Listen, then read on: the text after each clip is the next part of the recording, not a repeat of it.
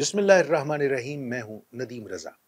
गुज़श्ता रोज हमने इस पर बहस की थी कि आज जो हालात दरपेश है सहाफ़त को, जो सहाफ़ती सनत की ज़बूं हाली है, इसके पीछे, इन हालात के पीछे क्या अवामिल कार फरमा रहे, कौन से मसाइल थे, कहाँ पे गलती हुई, कौन लोग थे जिनके मुफादात की नज़र हमारी सहाफ़ती सनत हुई, क्या वजह थी कि वो सनत जिसको कभी किसी दौर में रियासत का चौथा सुतून कहा जाता था, क्या वजह है कि वो सुतून इतना कमज़ोर हो चुका कि रियासत के साथ मुआवनत क्या करता, रियासती मशीनरी को या रियासत को मजबूत बनाने के लिए क्या किरदार अदा करता। आज वो चौथा सुतून अपना बोझ खुद उठाने के काबिल नहीं है और तमाशा बना हुआ है। इस तमाशा गाह में हम देख रहे हैं कि किस तरह से कुछ लोगों का, कुछ गिरोहों का मुफाद है और बहुत से वो लोग जिनका रिज्क इससे वाबस्ता है, इस सनद से वाबस्ता है, किस तरह उनकी मजबूरियां उनको निगल रही हैं। फायदे में है लीडर्स, फायदे में वो क़यादत है, उसका ताल्लुक कलम मजदूरों से हो या फिर अखबारी सनत के जो मालिकान हैं, जो अखबारात के मालिकान हैं, मीडिया हाउसेस के मालिकान हैं, या फिर उनकी तंजीम से ताल्लुक हो। तंजीमें कब बर्बाद होती हैं? तंजीमें उस वक्त बर्बादी की राह पर चलती हैं जब क़यादत अपने कारकुनों, अपने मेंबर्स के हकूक का ख्याल करना छोड़ दे। बर्बादी उस वक्त आती है जब आप ये सोच लीजिए कि जो किसी भी तंजीम की अशराफिया है, जो इलीट है, उसके मसाइल तो मसाइल हैं, लेकिन जिसकी बुनियाद पर उस इलीट का वजूद है, उन कारकुनों या उन मेंबर्स की कोई हैसियत नहीं है जिनके कंधों पे खड़े होकर इनका कद बढ़ता है और ये नुमायां होकर दिखाई देते हैं। कल हमने बात की थी रोजनामा सहाफत के इश्तिहारात की बंदिश की। कल हमने बात की थी कि जिस तरह रोजनामा जंग के इश्तिहारात बंद कर दिए गए, जिस तरह कड़ा वक्त पहुंचा, कड़ा वक्त आया रोजनामा जंग पर, तो उस वक्त तमाम सहाफती तंजीमें, खा उनका ताल्लुक मालिकान से था या फिर कलम मजदूरों की तंजीम थी, ये सारे के सारे एक प्लेटफॉर्म पर खड़े होकर इन्होंने आजादी सहाफत का अलम बुलंद किया, एहतजाज किया, धरने दिए, जुलूस निकाले और अपने हकूक हासिल किए। यानी रोजनामा जंग पर अताब आई, रोजनामा जंग पर मुसीबत आई, रोजनामा जंग से मुंसलिक वाबस्ता जो कारकुन थे उनके रिस्क पर हरफ आया, उनकी मुश्किलात बढ़ी, तो तमाम की तमाम इंडस्ट्री अपने भाइयों के साथ खड़ी हुई। शिकवा था, शिकायत थी कि जो लोग सहाफत नामी अखबार के दस्तरखान पर अपना रिस्क तलाश करने निकलते हैं, पहुंचते हैं या उस दस्तरखान पे बैठते हैं,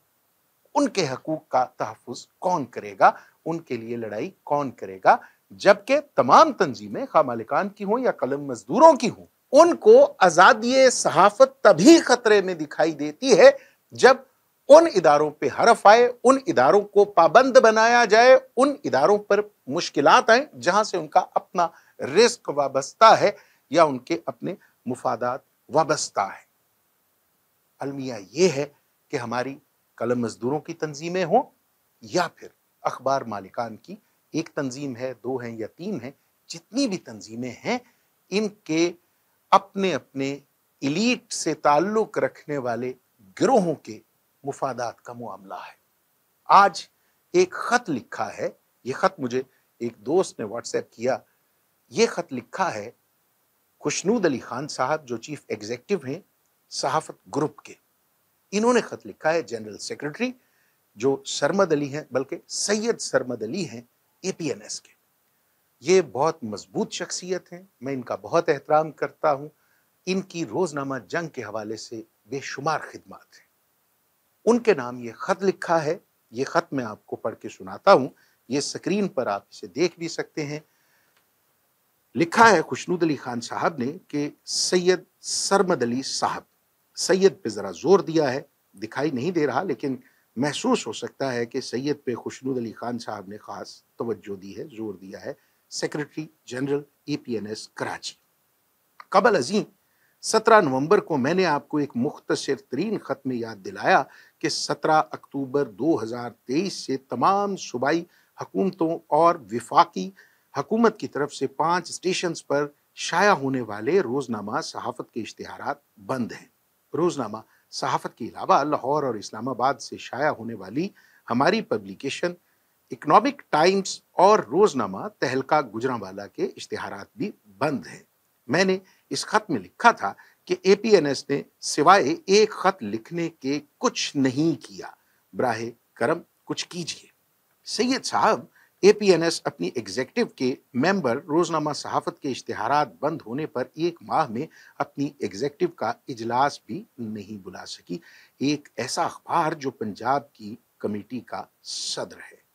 آپ اس حکومتی غیر قانونی اقدام کے خلاف اور اس کی مذمت میں ممبر اخبار پبلیکیشنز کے فرنٹ پیج پر کوئی مذمتی اشتہار بھی نہیں چھاپ سکے۔ آپ حکومتی اشتہارات کے بائیکاٹ کا اعلان بھی نہیں کر سکے۔ میں اسلام آباد میں رہتا ہوں، مجھے معلوم ہے کہ آپ جلد پوری ایگزیکٹو کے بجائے ایگزیکٹو کے کچھ ممبران کے ساتھ وزیر اعظم سے ایک میٹنگ کرنے والے ہیں۔ میری اطلاعات کے مطابق جس نے صحافت پبلیکیشنز کے اشتہارات بند کیے ہیں بلکہ آپ سے تلخ الفاظ کا تبادلہ بھی کیا ہے، وہی شخص میٹنگ کا اہتمام کر رہا ہے۔ میری اطلاع کے مطابق آپ نے بالا بالا APNS کی وزیر اعظم سے مختصر میٹنگ کا انتظام شروع کر رکھا ہے۔ ہو سکتا ہے بریکٹ میں لکھا ہے،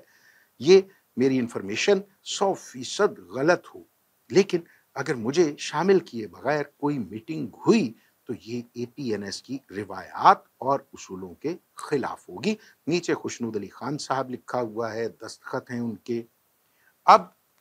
اس خط کو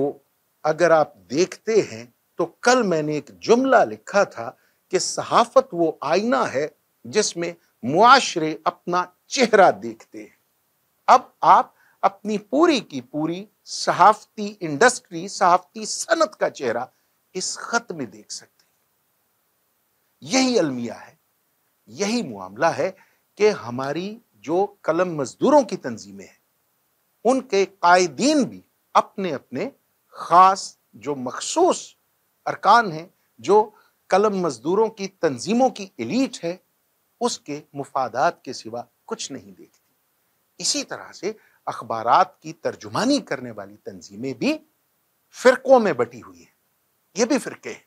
جو اپنے سوا کسی بھی دوسرے کو حق پہ نہیں سمجھتے، اور یہ حق وسائل پہ قابض ہونا ہے۔ یہ تنظیمیں، ان تنظیموں کی ایلیٹ سمجھتی ہے کہ اشتہارات سمیت ہر وسائل، تمام تر سرکار سے ملنے والی مراعات یا کہیں سے بھی کچھ بھی ملتا ہے تو وہ محض چند لوگوں تک محدود رہے جو ان کی میوزیکل چیئر کے کھیل میں ان کے حصے دار ہیں، اور باقی جو ہیں ان کے حالات کو بہت سال پہلے شکیب جلالی نے دیکھ لیا تھا۔ سو تبھی انہوں نے یہ شعر کہا تھا کہ آ کے پتھر تو میرے صحن میں دو چار گرے، آ کے پتھر تو میرے صحن میں دو چار گرے، جتنے اس پیڑ کے پھل تھے پسے دیوار گرے۔ تو جناب یہ جو پھل چننے والا معاملہ ہے، یہ جو سارے کے سارے سمراٹ سمیٹنے والا معاملہ ہے، تو یہ وہ ایلیٹ سمیٹ کر لے جاتی ہے جس کا قد اسی لیے بڑا ہے کہ وہ ان مزدوروں، ان عام ممبرز کے کندھوں پہ کھڑے ہو کے خود نمایاں ہوتی ہے، لیکن انہیں ان کی مشکلات کا احساس نہیں ہے، ان کے مسائل کا احساس نہیں ہے، جو ان کے نیچے، ان کے قدموں کے نیچے یہ سوچ کر، یہ سمجھ کر مشکلات برداشت کرتے ہیں کہ یہ لوگ ہمارے لیے بلند ہو کر، اوپر ہو کر، جس طرح پرانے زمانے میں آج سے 300 سال پہلے، 400 سال پہلے مینار بنانے کا مقصد یہ تھا کہ پوری آبادی تک اذان کی آواز پہنچ سکے۔ سو جو نیچے کھڑے ہیں اور وہ توقع کرتے ہیں کہ جو ان کے کندھوں پہ کھڑے ہو کے اوپر موجود ہیں، جو ہیڈز ہیں، جو سر ہیں، جو چہرہ ہیں، وہ اگر بات کریں، آواز اٹھائیں، آواز پہنچائیں تو ان کے حقوق بھی اس آواز میں شامل ہوں۔ لیکن اگر سمراٹ چند لوگوں تک، چند ارکان تک، چند ممبرز تک محدود کرنے کی سوچ ہوگی تو اس کا نقصان صرف ان اخبارات کو یا ان ممبرز کو یا پھر ان قلم مزدوروں کو نہیں پہنچے گا جو اس وقت مشکل میں ہے۔ آپ کی یہ سوچ پوری کی پوری انڈسٹری کو برباد کر دے گی۔ برباد تو خیر ہو چکی، آخری وقت آن پہنچا، آخری ہچکی محسوس ہو رہی ہے، بے ترتیب دھڑکنیں خبر دے رہی ہیں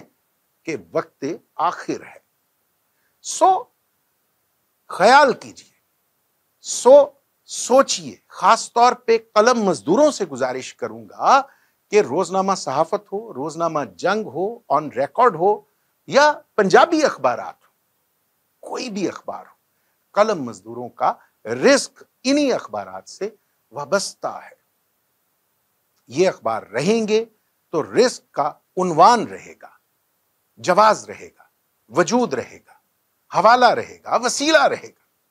اگر اخبارات نہیں رہیں گے تو پھر نہ کوئی ایڈورٹائزنگ ایجنسی رہے گی، نہ کوئی قلم مزدور رہے گا، پھر سب کو مزدوریاں کرنی پڑے گی۔ پچھلے دنوں یہ خبر بھی ایک دوست نے دی کہ روزنامہ صحافت APNS پنجاب کا صدر ہے، صدارت ان کے پاس ہے کہ پنجاب کو درپیش مسائل کے حل کے لیے جو کلیدی کردار ہے، جو لیڈ کرنا ہے، وہ روزنامہ صحافت نے کرنا ہے۔ لیکن بدقسمتی دیکھیے کہ APNS کا ایک وفد روزنامہ صحافت کی قیادت اویس خوشنود ہیں، بڑے متحرک نوجوان ہیں، اس کے ایڈیٹر ہیں، یا خوشنود علی خان صاحب کے نوٹس میں لائے بغیر، ان کو بتائے بغیر APNS کا ایک وفد DGPR میں جا کے ملتا ہے، متعلقہ جو شخصیات ہے، جو وہاں کے ذمہ داران ہیں، جو افسران ہیں، ان سے ملتا ہے، بات کرتا ہے، مکالمہ کرتا ہے، لیکن اس مکالمے میں کہیں بھی روزنامہ صحافت کے اشتہارات کی بندش کا ذکر نہیں ہوتا۔ میں نہیں جانتا کہ سید سرمد علی صاحب کے نوٹس میں یہ تمام معاملہ ہے کہ نہیں ہے، لیکن آپ کی ایگزیکٹو کے بہت سے ممبرز ایک وفد کی صورت میں DGPR تشریف لے گئے تھے، یہ ان کا بنیادی حق ہے، لیکن فرض یہ ہے کہ وہ ان اخبارات کے حقوق کی بات کریں جن کے حقوق کسی سرکاری پالیسی کی نظر ہو چکے ہیں۔ بہرحال آخر پر یہی کہوں گا کہ جس نے خط لکھا ہے وہ عوان صاحب ہیں، اور جن کو خط لکھا گیا ہے وہ سید صاحب ہیں۔ دونوں کا دعویٰ ہے کہ اولاد علی ہیں، حضرت علی رضی اللہ تعالی عنہ کی اولاد ہیں۔ اب دونوں کی کلاس بڑی ہے، ایک ذرا زیادہ معتبر ہیں اور ایک صرف معتبر ہیں، اور جو کمین جو ہمارے جیسے قلم مزدور ہیں، جن پہ واجب ہے، جن کو سکھا دیا گیا ہے کہ آپ نے دونوں کا احترام کرنا ہے، جن کے ایمان کا، جن کے یقین کا حصہ ہے کہ آپ نے سید اور عوان کی عزت کرنی ہے، احترام کرنا ہے، ان کے آپ کے بڑوں پر بڑے احسانات ہیں۔ سو ہم دونوں سے جو قلم مزدور ہے، جو جن کا رزق وابستہ ہے اسی دسترخوان سے، جس کی ذمہ داری سید صاحب کی جماعت پر ہے، قوت پر ہے، یا ان کی تنظیم پر ہے، اور جن کا رزق جڑا ہے خوشنود علی خان صاحب کے ادارے سے، وہ تمام قلم مزدور ان سے گزارش کرتے ہیں، استدعا کرتے ہیں کہ خدا را اپنے محدود مفادات کے لیے، اپنے فائدے کے لیے ہزاروں خاندانوں کا رزق بند نہ کریں، برباد نہ کریں، داؤ پہ نہ لگائیں۔ یہ انڈسٹری رہے گی تو آپ کا کلگی والا سر سلامت رہے گا، یہ صحافتی دنیا آباد رہے گی تو آپ کی پگ کا شملہ اونچا رہے گا۔ اگر اخبار نہیں ہوں گے تو پھر آپ کا احترام بھی نہیں ہوگا، آپ کی عزت، آپ کا وقار اسی انڈسٹری سے ہے۔ سو جو آپ کی تنظیموں کے ارکان ہیں، ممبرز ہیں، ان کے اجتماعی فائدے کا خیال کیجئے، انفرادی فائدے یا اپنے خاص جو مخصوص لوگ ہیں، جو قریب ہیں، جو منظور نگاہ ہیں، ان کے لیے کام کریں گے تو تنظیمیں مر جائیں گی۔ تاریخ لکھنے والا شاید یہ رعایت نہ دی کہ آپ سید تھے، آپ مرزا تھے، آپ عوام تھے، آپ ملک تھے، یا آپ کون تھے۔ مجھے اس دعا کے ساتھ اجازت دیجیے کہ اللہ رب العالمین ہم سب کا رزق کشادہ کرے، ہمارے دسترخوان کا تحفظ رکھے اور ہمارے مستقبل کو روشن رکھے، اور اہل صحافت پہ جو مشکلات ہیں ان مشکلات کو آسان بنائے۔ اجازت دیجیے، اللہ حافظ۔